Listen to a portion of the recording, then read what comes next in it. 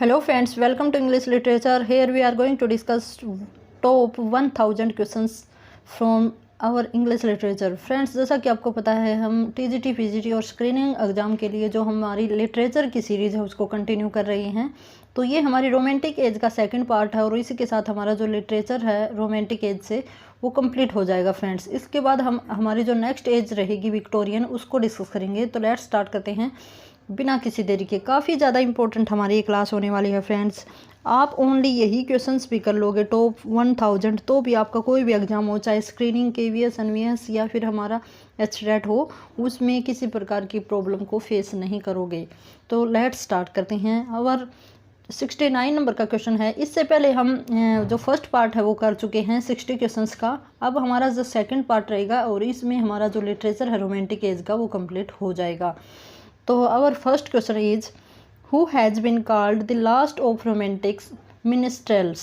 यहाँ पे फ्रेंड्स जो मिनिस्ट्रेल्स होता है वो क्या होता है, तो वो होता है फ्रेंड्स जो कि फोक सिंगर हो, जो रूरल लाइफ से रिलेटेड अपने सॉन्ग्स लिखता हो, पोएम से लिखता हो, या हमारी जो रूरल रेस्टिक लाइफ फोक से रिलेटेड, जो ग्रामीण इलाके से, ग्रामीण नेचर से रिलेटेड, एनिमल से रिलेटेड, जो शेफर्ड्स हैं उनसे रिलेटेड अपने पोएम्स या वर्क लिखता हो, उसको हम कहते हैं मिनिस्ट्रेल्स। ठीक है फ्रेंड्स, तो वो है हमारे ऑप्शन नंबर ए। टॉमस मोर को हम कह सकते हैं। जैसा कि फ्रेंड्स आपको पता है टॉमस काइड है वो हमारा यूनिवर्सिटी वीट्स हैं, और टॉमस वुड हैं वो भी हमारी जो नेक्स्ट एज रहेगी उससे ही रिलेट करते हैं। तो हमारा जो ऑप्शन नंबर 1 रहेगा वो वेरी वेरी करेक्ट रहने वाला है। यहाँ पे आंसर टॉमस मोर रहने वाला है। नेक्स्ट है ले Hunt had a close relation with. अब कहता है कि ले हंट है वो एक क्लोज फ्रेंड थे, तो वो किसके क्लोज फ्रेंड्स थे। तो फ्रेंड्स इसकी अगर हम बात करें तो ले हंट हमारे रोमांटिक पोइट माने जाते हैं और वो शैली और किड्स से रिलेट करते थे। जो किड्स हैं फ्रेंड्स वो रोमांटिक एज से भी हैं, और हमारी जो इनका जो बर्थ हुआ था वो हुआ था फ्रेंड्स 17th सेंचुरी में, और इन्होंने अपने वर्क लिखे हैं मोस्टली वो हमारे लिखे हैं 18th सेंचुरी में, लगभग 1820 के लगभग इन्होंने अपने वर्क्स लिखे हैं। तो ऑप्शन नंबर ए रहेगा हमारा बिल्कुल करेक्ट। आगे है लम्ब मूरे कैम्पवेल कंट्रीब्यूटेड इन दी। अब कहता कि तीनों ने एक न्यूज़पेपर, एक क्रॉनिकल निकाला था फ्रेंड्स। ठीक है, तीनों ने मिलकर उसका एडिशन ये करते थे, तो उसका नेम इन्होंने पूछा है। तो फ्रेंड्स ऑप्शन नंबर 4 रहेगा। क्रॉनिकल इनके द्वारा निकाला गया एक जर्नल था फ्रेंड्स। ठीक है, एक न्यूज़पेपर हम बोल सकते हैं। आगे है हमारा नेक्स्ट क्वेश्चन है Cecilia and letters and diaries are written by the author of. अब कहता है कि ये तीनों work Cecilia, letters and diaries, ये तीनों ही वर्क हैं वो किस ऑथर के द्वारा लिखे हैं, जिन्होंने इनमें से भी कोई एक वर्क लिखा है। तो फ्रेंड्स उसकी अगर हम बात करें तो इसका आंसर रहेगा हमारा ऑप्शन नंबर बी। ठीक है, क्लेरिशा, और क्लेरिशा लिखा है हमारा सैमुअल रिचर्डसन ने। सैमुअल रिचर्डसन ने हमारा क्लेरिशा लिखा है, साथ ही साथ पामेलिया लिखा है। तो ये दोनों ही ऑप्शन हमारे बिल्कुल करेक्ट हैं। एमा की बात करें तो जेन ऑस्टिन है, उन्होंने हमारा क्या लिखा है, एमा लिखा है। ठीक है फ्रेंड्स, और ये जो हमारा इवेलिना है ये फ्रांसिस बर्ने ने लिखा है। ठीक है, चारों को ही मैंने आपको बता दिए हैं। कोई भी क्वेश्चंस आ सकता है, जैसे ये पूछ लिया जाए कि ईमा किसके द्वारा राइट डाउन किया गया है, तो जेन ऑस्टिन इसका आंसर रहेगा। आगे चलते हैं next question. Shelley's the defence of poetry was written in response to. अब कहता है कि शैले ने एक वर्क लिखा था जो कि एक क्रिटिकल वर्क माना जाता है, द डिफेंस ऑफ पोइट्री। कहता है कि ये किसके रिस्पॉन्स में लिखा था, किसको जवाब देने के लिए ये वर्क लिखा था। तो हमारा ऑप्शन नंबर 1 रहेगा बिल्कुल correct, the 4 ages of poetry by Peacock. जो पिकॉक हमारे राइटर हैं टॉमस लव पिकॉक, उन्होंने ये वर्क लिखा था फ्रेंड्स 4 एजेस ऑफ पोइट्री। तो इसके अपोज में, इसके रिस्पॉन्स में शैले ने भी अपना ये वर्क लिखा है, जो कि फ्रेंड्स अगर इसकी बात करें तो ये 1821 में लिखा गया एक वर्क है। ये 1821 में लिखा था शैले ने। किसके अपोज में लिखा था, the 4 ages of poetry. Okay, आगे चलते हैं। नेक्स्ट है which classical novel was written by sir Walter Scott. अब कहता है कि एक क्लासिक नॉवल लिखा गया था सर वॉल्टर स्कॉट के द्वारा, तो उसका नेम क्या है, तो वो होगा हमारा इवन हो। जो इवन हो है वो हमारा वॉल्टर स्कॉट के द्वारा लिखा गया है फ्रेंड्स, और लिखा गया है 1819 में ये पब्लिश करवाया गया हमारा नॉवल रहता है। ठीक है। और जो वॉल्टर स्कॉट हैं फ्रेंड्स, वो भी हमारे क्या हैं, एक 19th सेंचुरी से रिलेट करने वाले हमारे क्या रहते हैं, पोइट राइटर रहते हैं। आगे चलेंगे, Jane Austen subject matter of her novels. अब कहता कि जेन ऑस्टिन के जो नॉवल थे उनका सब्जेक्ट क्या है, तो उनका जो सब्जेक्ट है वो फ्रेंड्स ह्यूमन नेचर है। जेन ऑस्टिन ने जितने भी अपने वर्क लिखे हैं वो सेंस और सेंसिबिलिटी, ह्यूमन की जो माइंड की जो सिचुएशन कंडीशन होती है कि किस टाइम पे वो कैसा महसूस करता है, फीलिंग्स से, नेचर से, बिहेव से रिलेटेड उन्होंने अपने नॉवेल्स की थीम को बनाया है। और जेन ऑस्टिन बहुत बड़ी हमारी क्या मानी जाती हैं, राइटर नॉवेलिस्ट मानी जाती हैं, जिन्होंने काफ़ी ज़्यादा अच्छे अच्छे नॉवेल्स लिखे हैं, जैसे प्राइड एंड प्रेजुडाइस, ठीक है, ईमा, इस तरह के उन्होंने नॉवेल्स लिखे हैं। आगे चलेंगे, विच of the following is the first poem of Wordsworth. अब कहता है कि वर्ड्सवर्थ की पहली पोइम कौन सी थी, तो पहली पोइम है विलियम वर्ड्सवर्थ की, वो है डिस्क्रिप्टिव स्केचेज, जो कि 1793 में लिखी गई एक पोइम है और ये इनका पहला वर्क है, जो कि बहुत अच्छा वर्क रहता है फ्रेंड्स। आगे चलेंगे, in which chapter of Biographia Literaria does Coleridge make a distinction between fancy and imagination. देखो फ्रेंड्स, जो फैंसी एंड इमेजिनेशन जो टर्म दी गई है वो कोलरिज के द्वारा दी गई है। तो कहता है कि बायोग्राफिया लिटरेरिया इनका जो क्रिटिकल वर्क है उसके कौन से चैप्टर में फैंसी और इमेजिनेशन के बारे में इन्होंने डिस्क्रिप्शन दिया हुआ है, तो फ्रेंड्स वो रहेगा चैप्टर नंबर 13। वैसे अगर हम बात करें तो जो बायोग्राफिया लिटरेरिया है फ्रेंड्स, उसमें लगभग 24 चैप्टर हैं हमारे, ठीक है, टोटल चैप्टर 24 हैं और 13 में इन्होंने फैंसी और इमेजिनेशन के बारे में बताया है। आगे चलेंगे, in which chapter of Biographia Literaria does Coleridge criticize the theory of language of Wordsworth. अब कहता है कि जो वर्ड्सवर्थ की थ्योरी ऑफ लैंग्वेज है फ्रेंड्स, उसके ऊपर इन्होंने क्रिटिकल व्यूज कौन से चैप्टर में दिए हैं, तो चैप्टर नंबर 14 हमारा आंसर रहेगा, जो कि बायोग्राफिया लिटरेरिया का ही है। आगे है Shelley's the sensi 1819 is an. अब कहता है कि शैली का ये वर्क है फ्रेंड्स, एक हम नोवेल है, ये वर्ष फॉर्म में एक ड्रामा है, ये एक वर्ष ड्रामा है फ्रेंड्स। तो ये क्या है, एक मैंने आपको बता दिया प्ले है जो कि वर्स की फॉर्म में है, इसको हम प्रेजेंट नहीं कर सकते, एक पोइट्री की तरह रीड कर सकते हैं। आगे चलेंगे, the prelude was composed by William Wordsworth in 1805 when was it published. अब कहता है कि प्रील्यूड है वो एक ऑटोबायोग्राफिकल इनका वर्क है, जो कि विलियम वर्ड्सवर्थ का है, राइट डाउन किया गया था 1805 में, बट कहता है कि पब्लिश कब करवाया गया है, तो फ्रेंड्स ये पब्लिश करवाया गया है 1815 में आफ्टर हिज डेथ, और इनकी जो वाइफ थी मैरी हचनसन, ठीक है, उनके द्वारा ये पब्लिश करवाया गया वर्क है, जो इनकी डेथ के बाद पब्लिश करवाया गया था। और विलियम वर्ड्सवर्थ हमारे पोइट लॉरिएट रहे थे, 1843 से 1850 तक ये पोइट लॉरिएट रहे हैं। नाउ नेक्स्ट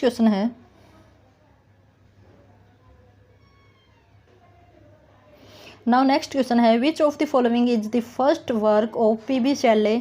अब कहता है कि इनमें से पहला वर्क पी.बी. शेले का कौन सा है, तो क्वीन मैब है वो पी.बी. शेले के द्वारा लिखा गया इनका पहला वर्क है, जो कि 1813 में पब्लिश करवाया गया था।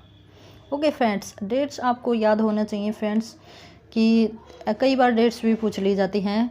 Kids critical views appeared in. अब कहता कि किड्स ने अपने जो क्रिटिकल व्यूज लिखे थे वो किस में लिखे थे, तो फ्रेंड्स वो लेटर की फॉर्म में इन्होंने राइट डाउन किए थे। अब आगे चलते हैं, हमारे नेक्स्ट 84 नंबर का जो हमारा क्वेश्चन रहता है, Johnson wrote the leaves of poets, who wrote the leaves of novelist. अब कहता है कि डॉक्टर जॉनसन है, उन्होंने लिव्स ऑफ द पोइट्स लिखा है फ्रेंड्स। तो इसी तरह लिव्स ऑफ नॉवेलिस्ट भी लिखा गया है, तो वो किसके द्वारा लिखा गया है, तो फ्रेंड्स उसकी अगर हम बात करें तो वॉल्टर स्कॉट के द्वारा लिखा गया एक वर्क है, जो कि फ्रेंड्स जो नॉवेलिस्ट हुए थे उनके बारे में इन्होंने लिखा है। नाउ हमारे 85 नंबर का क्वेश्चन रहता है, identify the peasant poet among the following. अब कहता है कि जो पीजेंट पोइट है वो किसे कहा जाता है, तो फ्रेंड्स जॉन क्लेयर को क्या कहा जाता है, पीजेंट पोइट कहा जाता है, बिकॉज ऑफ इन्होंने अपने वर्क लिखे हैं वो पीजेंट के बारे में, एग्रीकल्चर से रिलेटेड अपने वर्क लिखे हैं, इसीलिए इनको क्या कहा जाता है, पीजेंट पोइट कहा जाता है। आगे चलते हैं, which of the following is considered the best work of sir Walter Scott. अब कहता है कि इनमें से जो सर वॉल्टर स्कॉट है उनका सबसे बेस्ट वर्क कौन सा माना जाता है, तो हमारा जो वर्क रहेगा वो रहेगा द लेडी ऑफ लेक, जो कि पब्लिश किया गया है 1810 में पब्लिश किया गया एक इनका वर्क है। बाकी वर्क भी जो हमारे वॉल्टर स्कॉट के ही हैं, लेकिन उनमें से बेस्ट वर्क ही माना जाता है। आगे चलेंगे। A great ode was composed by Coleridge in 1802, identify it. अब कहता है कि एक ओड लिखी गई थी कोलरिज के द्वारा 1802 में, तो उसका नेम क्या है? तो उसका नेम है फ्रेंड्स फ्रोस्ट एट मिडनाइट। ठीक है, ये इनकी क्या रहती है, एक पोइम रहती है जो कि 1802 में पब्लिश करवाई गई थी। ठीक है, आगे चलते हैं।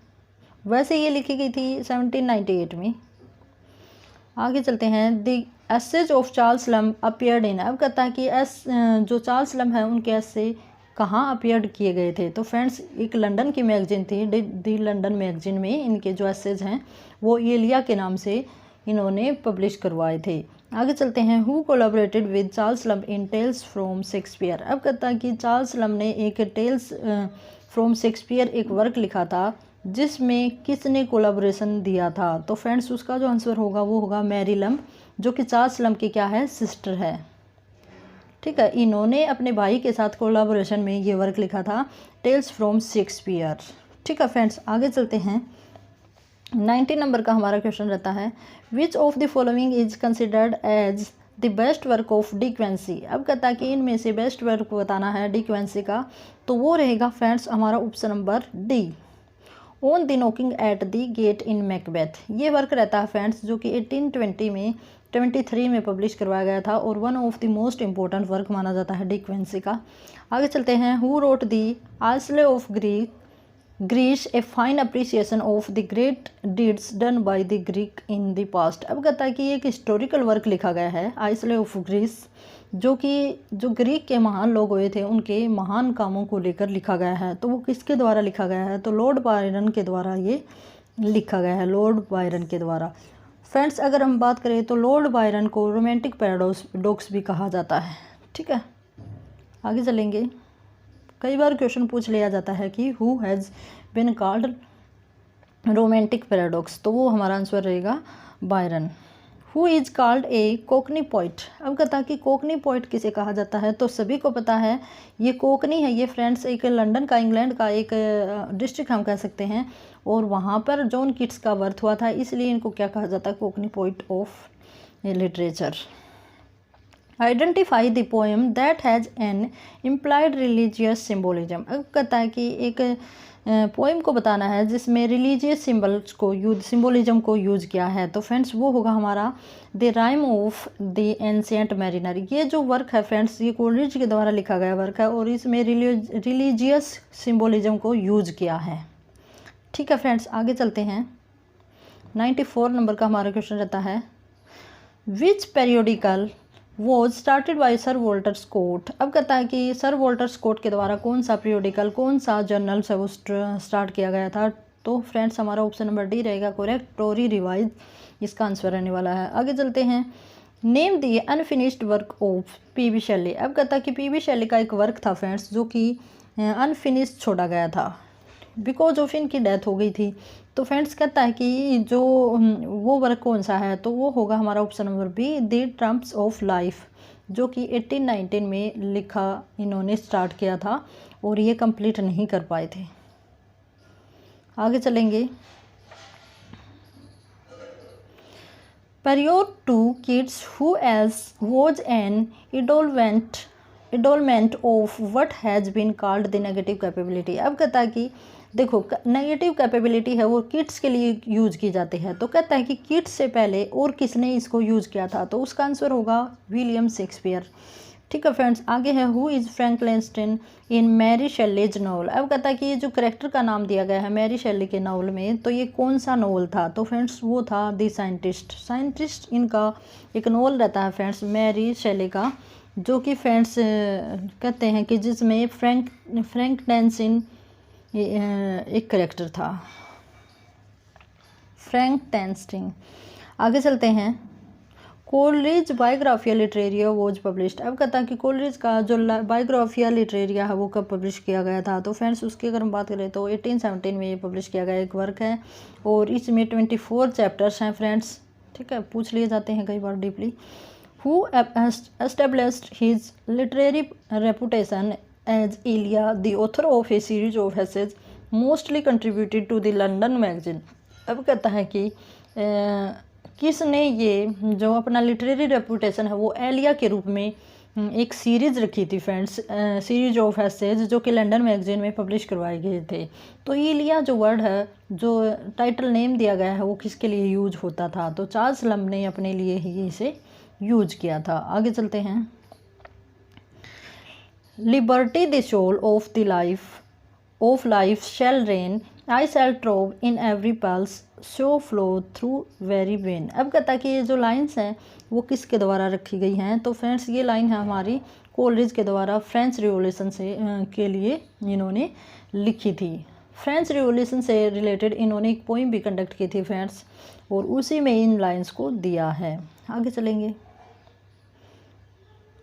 जॉन मुरे and William Gifford were the publisher and editor respectively. अब कहता है कि जॉन मुरे और विलियम गिफोर्ड हैं, वो किसके पब्लिशर माने जाते हैं फ्रेंड्स? तो उसकी अगर हम बात करें तो क्वार्टरली रिवाइव जो जर्नल होता था उसके ये एडिटर और पब्लिशर माने जाते हैं। आगे चलेंगे।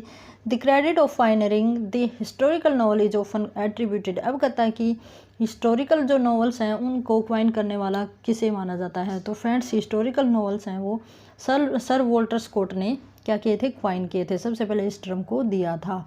आगे चलेंगे। Church yard school of poet means. अब कहता है कि जो church yard school of poet है इसका मीनिंग क्या है, कि ये किसके लिए यूज किया जाता था? तो फ्रेंड्स इसका जो ऑप्शन नंबर बी रहेगा वो करेक्ट रहने वाला है। The poets who wrote poetry chiefly of melancholic strain. अब जब कहता है कि जिन्होंने मेलैंकोलिक थीम को यूज किया है अपने वर्क में, पोइट्री में, उन्हीं के लिए चर्च यार्ड स्कूल बोला गया है। ठीक है फ्रेंड्स, आगे हैं। The Times which acquired this name in 1788 was earlier known as. अब कहता है कि द टाइम्स है, ठीक है फ्रेंड्स, वो एक वर्क है जो कि अक्वायर किया गया था 1788 में, तो वो बाद में किस नाम से जाना जाता है? तो फ्रेंड्स उसका जो आंसर होगा वो होगा डेली यूनिवर्सल रजिस्टर के नाम से ये बाद में पब्लिश हुआ है। आगे चलेंगे। Who among the following has written Hale is a city much like London। अब कहता है कि किसने ये कोटेशन को दी है कि वो सबसे ज़्यादा हेल करता है, लंदन जैसी सिटी से बहुत ज़्यादा हेट करता है, उसे नर्क के समान समझता है? तो फ्रेंड्स वो होगा शेले। शेले ने जो अपने वर्क लिखे हैं फ्रेंड्स वो बच्चों के शोषण को लेकर लिखा है, गरीब लोगों के जो लंदन सिटी में उन्होंने देखा है, तो इसलिए वो मानते हैं कि लंदन से वो काफ़ी ज़्यादा नफरत करते हैं, एक नरक के समान इसे बताया है। Who among the following has called Wordsworth as moral eunuch. अब कहता है कि वर्ड्सवर्थ को मोरल इनोक किसने कहा है? तो हमारे पी.बी. शेले हैं, उन्होंने वर्ड्सवर्थ को मोरल इनोक कहा है। आगे चलेंगे। Who made a scathing attack on the contemporary literary scene and the Edinburgh review through his satire English bards and Scottish reviewer. अब कहता है कि किसने अपने एक एडनबर्ग रिवाइव के through English bards and Scottish reviewer के ऊपर अटैक किया है? तो फ्रेंड्स उसका जो आंसर होगा वो होगा लॉर्ड बायरन। लॉर्ड बायरन ने ये जर्नल लिखा है और किसके ऊपर अटैक किया है? English bards and Scottish reviewer के ऊपर उन्होंने सटायर किया है। आगे हमारा क्वेश्चन रहता है who called Keats a Greek for his preoccupation with Hellenism in poetry. अब कहता है कि कीट्स को एक ग्रीक किसने कहा है कि उन्होंने अपनी जो पोइट्री है उसमें हेलेनिज्म को यूज़ किया है? तो फ्रेंड्स पी.बी. शेले ने ही इस कोटेशन को, इस टर्म को दिया है। आगे चलते हैं। Who formed pantisocracy on the bank of Susquehanna. तो फ्रेंड्स इसका जो आंसर होगा वो कोलरिज एंड साउदी होगा। जो ये क्वाइंस की गई है ये टर्म, ये हमारे कोलरिज और साउदी के द्वारा क्वाइन की गई है। Who wrote the famous preface to the Lyrical Ballads. अब कहता है कि प्रेफेस टू लिरिकल बैलेड है वो किसने क्वाइन किया है? तो फ्रेंड्स वैसे तो कोलरिज और वर्ड्सवर्थ दोनों ने किया है, लेकिन अलग अलग ऑप्शन में आई हैं तो हम वर्ड्सवर्थ को ही टिक करेंगे, बिकॉज ऑफ इनकी जो पोइम्स हैं वो इसमें ज़्यादा है इन कंपेरिजन ऑफ कोलरिज। आगे चलेंगे। When were the lyrical Ballad published. अब कहता है कि लिरिकल बैलेड है वो पहले कब पब्लिश हुई है? तो फ्रेंड्स इसकी अगर हम बात करें तो लिरिकल बैलेड हमारा पब्लिश हुआ है 1798 में पब्लिश हुआ है। इसका सेकंड वर्जन 1800 में आया था और फिर थर्ड वर्जन जो आया था वो 1805 में आया हुआ है। ठीक है फ्रेंड्स, तो इस तरह से ये 3 बार पब्लिश किया गया वर्क है। आगे चलते हैं। The Lyrical ballads close with, अब कहता है कि लिरिकल बैलेड है वो किसके साथ क्लोज होती है। तो फ्रेंड्स ऑप्शन नंबर 4 रहेगा हमारा करेक्ट। यहाँ पे जो lines written about Tintern Abbey, जो टिंटन एबी विलियम वर्ड्सवर्थ के द्वारा लिखी गई एक पोइम है, उसी के साथ जो लिरिकल बैलेड है वो कंप्लीट हो जाता है। Who was the third person with Coleridge and Wordsworth at Quantock hills when the lyrical ballad were composed, अब कहता है कि लिरिकल बैलेड जब इन्होंने कंपोज की थी तो उस टाइम पे कोलरिज और वर्ड्सवर्थ के साथ और कौन था। तो फ्रेंड्स डोरोथी वर्ड्सवर्थ जो विलियम वर्ड्सवर्थ की सिस्टर थी वो भी उनके साथ थी। डॉन जॉन हैज़, अब कहता है कि डॉन जॉन है वो कितने कैंटोज में पब्लिश किया गया एक वर्क है। तो फ्रेंड्स इसकी अगर हम बात करें तो ये हमारा रहता है ऑप्शन नंबर सी, जो हमारा 16 कैंटोज में ये पब्लिश किया गया एक वर्क रहता है डॉन जॉन। ठीक है, आगे चलते हैं। The vision of judgment is, अब कहता है कि विजन ऑफ जजमेंट है वो किसके बारे में है। तो फ्रेंड्स इसकी अगर हम बात करें तो satire on Southey, satire on Southey के ऊपर ये लिखा गया है और लॉर्ड बायरन के द्वारा ये लिखा गया एक वर्क है। ठीक है, आगे चलते हैं।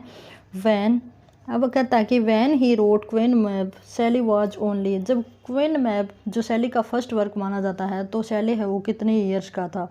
तो फ्रेंड्स यहाँ पे ऑप्शन नंबर बी रहेगा हमारा करेक्ट, वो ओनली 18 ईयर्स का था जब उन्होंने अपना पहला वर्क लिखा था। आगे चलते हैं। Who is Adonis of the poem Adonis, अब कहता है कि जो किट्स की पोएम थी एडोनिस, उसमें एडोनिस था वो कौन था। तो हमारा जो किट्स हिमसेल्फ ही इसका मेन कैरेक्टर रहता है एडोनिस। ठीक है।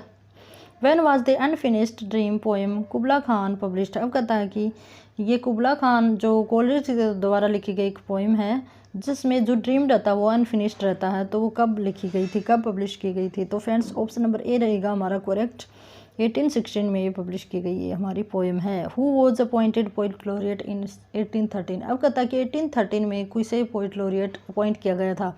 तो साउदी को क्या किया गया था, पोइट लॉरिएट बनाया गया था फ्रेंड्स। और ये 1813 से 1843 तक ये क्या रहे थे, पोइट लॉरिएट रहे थे। और इनके बाद विलियम वर्ड्सवर्थ आते हैं और उनके बाद अल्फ्रेड टेनिसन आते हैं। ठीक है फ्रेंड्स, तो ये ऐसे करके आपको मेन जो हमारे राइटर पोइट हैं उनका ये भी पता होना चाहिए कि कब वो पोइट लॉरिएट बने थे। आगे चलेंगे। Who wrote the popular nursery tale 3 bears, अब कहता है कि जो नर्सरी टेल जो केजी की जो हमारी स्टोरी हम कह सकते हैं, की टेल कह सकते हैं, तो वो किसके द्वारा लिखी गई है। तो रॉबर्ट साउदी के द्वारा ये लिखी गई हमारी वर्क है या टेल हम कह सकते हैं। और इसी के साथ मोस्ट इम्पोर्टेंट हमारे रोमांटिक एज से रिलेटेड क्वेश्चंस हमने कंप्लीट कर लिए हैं। आगे हमारी जो एज आएगी वो विक्टोरियन एज आएगी और उसमें हम फ्रेंड्स जो टॉप 100 क्वेश्चन हम कह सकते हैं उनको हम कंप्लीट करेंगे एक ही क्लास में। तो इसी के साथ have a good day and best of luck.